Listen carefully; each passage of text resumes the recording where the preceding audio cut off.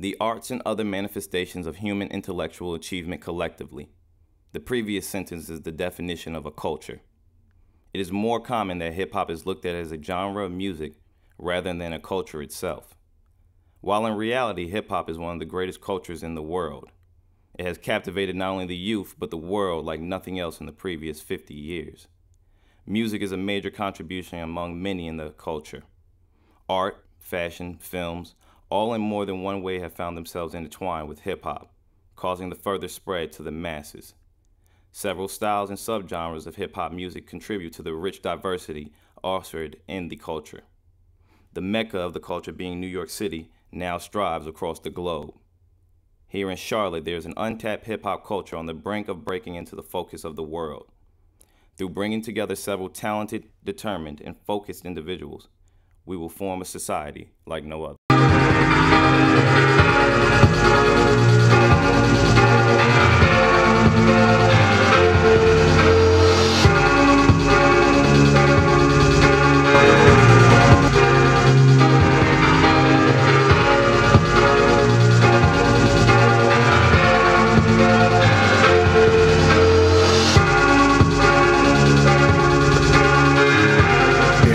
Well, we did it, alright, so here goes this nigga right here. Straight out of Charlotte, we got producer Rayshawn Hampton, nominated for Queen City Awards, producer of the year. Niggas talk shit like some old man shit, but this nigga 17 and almost won it. So we're gonna chop it up with this nigga. What's up, niggas?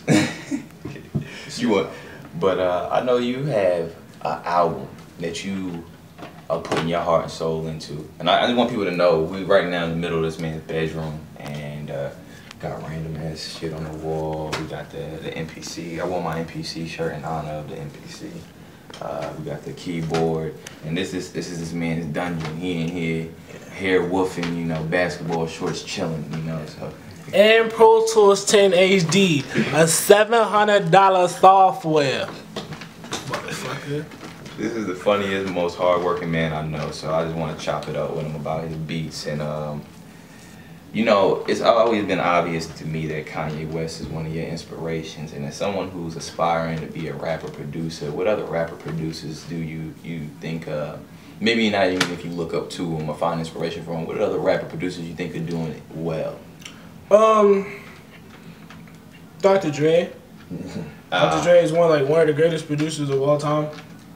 I just have to be that guy, and people will be upset with me, but Dre don't write his shit, so. I know, but his voice is like. I know. Shit. Yeah, no, I always gotta burn. It's not even his lyrics, bro. Like, it's just his flow and like his voice. Like, this nigga voice is like it's more of a nasal and a projector from like your fucking diaphragm. The same time at once. I never thought of it like that. That nigga voice just grabs you like. Yeah, because you think about it, Chronic was written mostly by Snoop, and that's been that was just an amazing shit. NWA shit written by Ice Cube was amazing shit, and now Kendrick writing his shit, and he back. Yeah, so that nigga's nice. Another producer that raps, had to say RZA. RZA's another one of my favorite ones. Shout out to you for giving ODB shouts out on Twitter, because niggas be forgetting about my Brooklyn nigga ODB. ODB's that nigga. Nigga pulled up to a fucking welfare spot in a limousine saying he gotta get this money. Tossed him $300. They said, man, they cut down on food stamps, nigga. This nigga was like, used to be $300, now we at $200. This nigga's mad, like, you a millionaire. That nigga's real. But, who else? Shit. I mean, another person I acknowledge is Hit Boy. Hit Boy. Any other modern ones like Crit Cole? Any of those guys catch your hit? I don't like J. Cole's production. It's simple. Like he'll take like a fucking drum loop and he'll like tweak it a little bit, and I actually watched him make a beat, and he only pressed like 6 keys or so, and the beat wasn't even all that good to me. But it's some basic shit, like some shit I could have made like when I first started off. Yeah, I've heard that before with Cole Beats. But I like Hit Boy's production, sort of kind of like some niggas hype him up too much, but. I like his production because that nigga, he's versatile as hell. That's one versatile nigga, Hit Boy. Hit Boy is versatile as shit. And, yeah. For the most part, Ryan Leslie, too. He doesn't rap, but that nigga is real, bro. Yeah, I definitely can agree to that. That nigga Ryan Leslie is that nigga. If I were to make a song with a nigga, it would be Ryan Leslie. That would have been a question, so that's cool that you knocked it out. Right here we got, I'm just picking up shit that's randomly sitting on your desk, and we got Smooth Jazz and a Lionel Richie album right here. That nigga look like Sheik. That nigga Sheik look like Lionel Richie, bruh. A Sheik of Live Now. So. Shout out to Martell for giving me those. The nigga behind the camera right now. Yeah, but what styles of music do you enjoy sampling the most? Because I heard Elton John sample earlier. I got laundry detergent coupon too. You're a weird kid, you know that? Yeah, nigga. But you're that nigga when it comes to these beats, so we're gonna keep on going. But I know you did an Elton John sample. I know you did a couple of rock samples. I heard that was nice with guitars and shit. But what style of music is your favorite to sample? Shit. Probably orchestras. Yeah, you been killing the choirs. Yeah, because the choirs are so fucking real. Like, there's so much you can do with it. You can turn it into like turn it into a down south beat. Turn it into like a West Coast beat, Midwest beat, any kind of beat you want. Honestly, you can go with with a choir or anything. Like I know, like the one that I've sampled, I've been told that it's the same one as Ab-Soul, and he used that. And I know his beats are like his type of music is way different from mine. So like orchestras are like well used, but you don't know it. Yeah, and they get stretched further and without the samples being recognized as much. So my favorite shit is like orchestras because those strings are beautiful. Like shit is real. You was talking about using them into down south beats, and I know it's not exactly your forte, but you do get down with down south beats. And I know you used what was it, Glory or Third Eye Awake? That beat, yeah, that was a real one. And you were talking about collaborating with other people to try to get some nice sounds into your music. You want to talk about that? Yeah. Well, niggas, only a few niggas has heard my new stuff because I'm not releasing my album until November 27th, and shit, I've been working with this nigga named Jay Storm. Actually took the time to listen to his catalog, and I was like, damn, I was pretty impressed. I'm gonna, be a typical down south producer.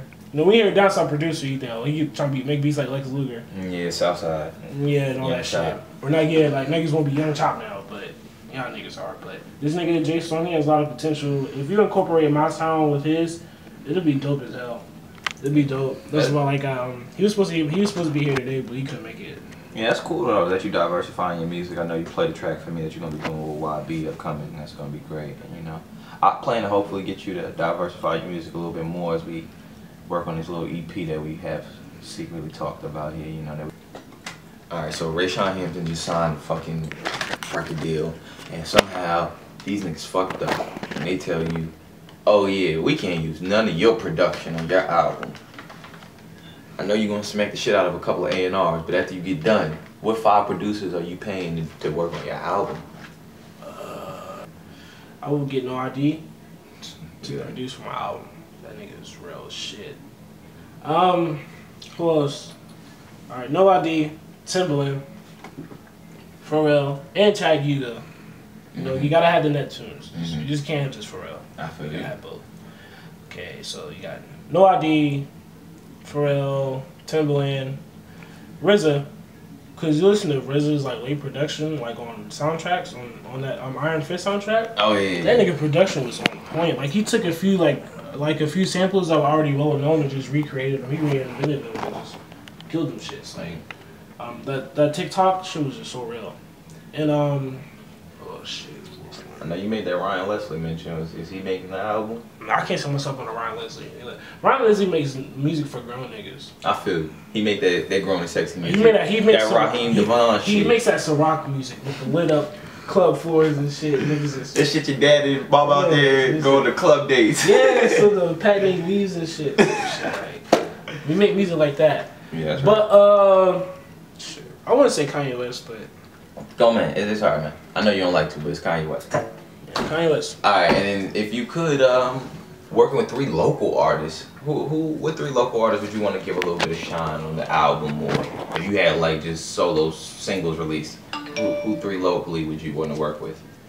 Well, I'm not gonna call out her name because I'm well known for calling girls out their name, but this respectful woman y'all listened to online, her name was Summer. Summer Wind, yeah, it's Summer. Summer Wind, and I listened to her shit. It was real because like I'm not necessarily saying she has to rap on the song, but like her voice and her visuals like what she's saying, I can visualize. Yeah, yeah. And so for her, I would want to do a song with her. Yeah. Just lay like a neo soul track. Just give her this, tell her do her thing. She'll come back to me with it. If I don't like it, I will tell you to rewrite everything. I've done it before. I feel you, but then that's what you would want to do as far as making a track. And Summer's part of Middle Ground Fly High Club, which is also associated with Autumn. A lot of people know Autumn in 22. She just dropped a new track. I'll cut you off on that.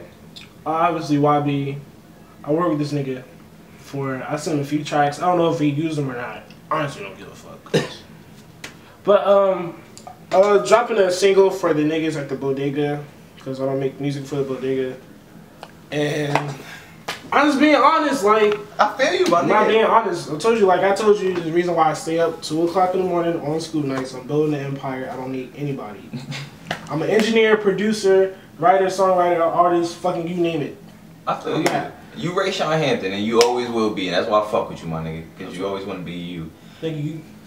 My nigga. That's all I gotta say is my nigga.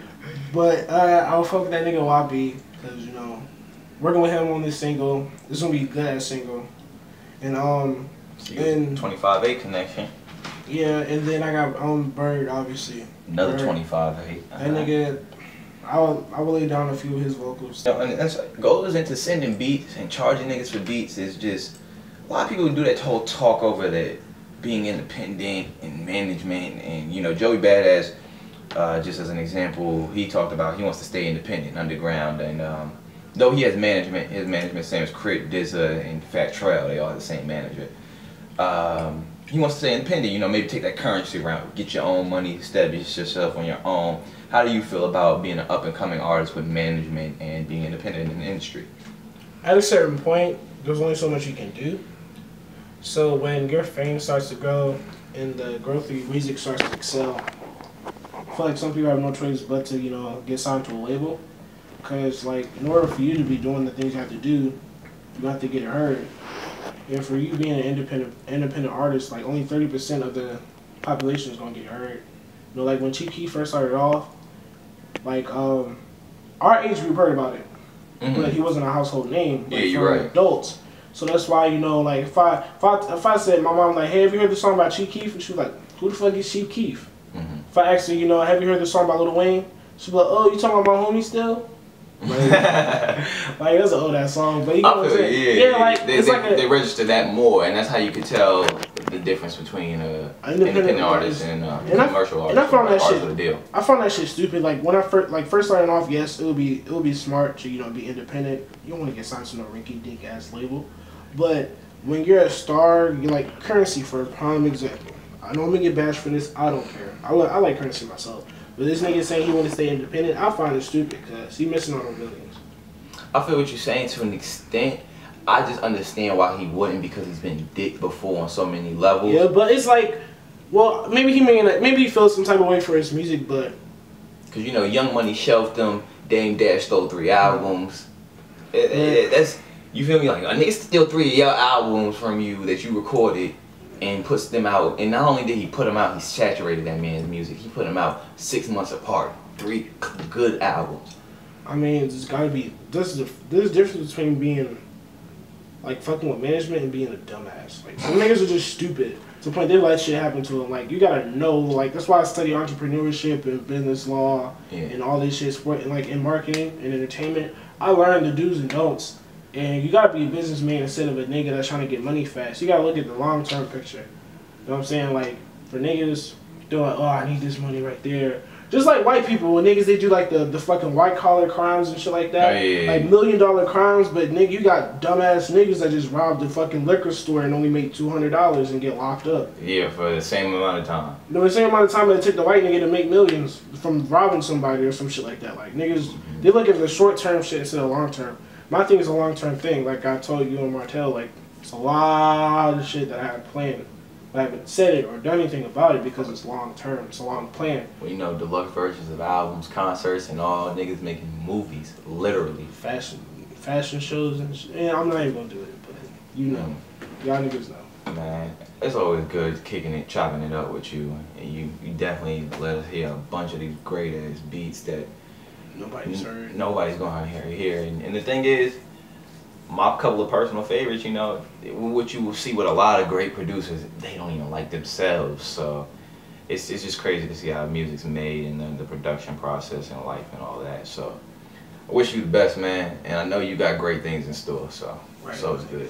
All right, it's your boy, Rashawn Hampton, a.k.a. Young Meat Slinger, a.k.a. The Money Getter. Fuck with the young hitter. Shout out to my shooter. Damn, he a good shooter. Last Society. Last Society, nigga.